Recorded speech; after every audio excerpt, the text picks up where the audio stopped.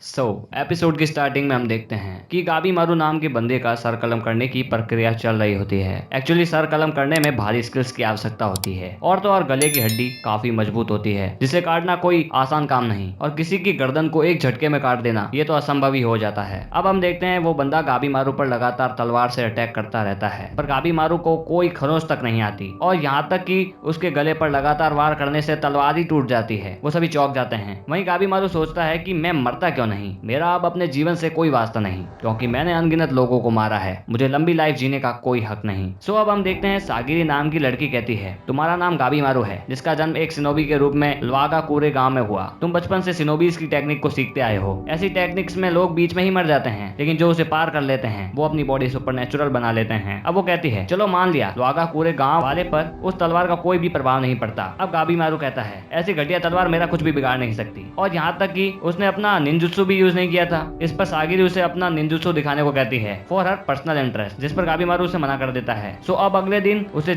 जलाया जाता है। जलाने से पहले उसके पेट में भाले से छेद किया जाता है। इस मेथड में इंसान को बड़ी दर्दनाक मौत दी जाती है। अब जब भाले को गाबी मारू पर चलाया जाता है तो भाइयों को भाला ही टूट जाता है लेकिन प्रोसेस जारी था। उसे जलाया जाता है लेकिन उसका उस पर कोई भी प्रभाव नहीं पड़ता। अब जेल में गाबी मारू सागिरी को अपना पास्ट बताता है। मुझे बताया गया कि चीफ के द्वारा मेरे माँ बाप को मार दिया गया। उस समय वो एक बच्चा था, उसे पता नहीं था ऐसा क्यों किया गया। एक्चुअली उसमें उनका कोई पर्पस नहीं होगा। एक सिनोबी को जैसा बोला जाए वो वैसा ही करेगा। उसे क्यों पकड़ा गया इस बारे में भी उसे जानकारी नहीं थी। गाबी मारू ये गांव छोड़कर दूसरी जगह काम करने लग गया। वहाँ उसके साथियों ने जो एक्चुअली में चीफ के ही बंदे थे उन्होंने उससे पकड़वा दिया। अब सागिरी पूछती है तुमने ऐसा क्यों किया। अब अगले दिन गाबी मारू के दोनों पाँवों को अलग अलग सांडों से बांधा जाता है। ये दोनों सांड मिलकर 950 किलो का फोर्स लगाएंगे और बाकी तुम इस सजा के बारे में समझ गए होगे। अब दोनों बैलों को भगाया जाता है और बूम, गाबी मारू को कुछ नहीं होता, जो होता है उन बैलों को होता है। अब सागिरी कहती है लगता है तुम मरना ही नहीं चाहते, चलो छोड़ो, मुझे ये बताओ तुमने वो गांव क्यों छोड़ा। अब वो बताता है ये कोई ज्यादा इंटरेस्टिंग रीजन नहीं था। चीफ ये चाहते थे कि मैं उनकी बेटी से शादी कर लूं लेकिन उसकी बेटी एक नंबर की कामाकल थी।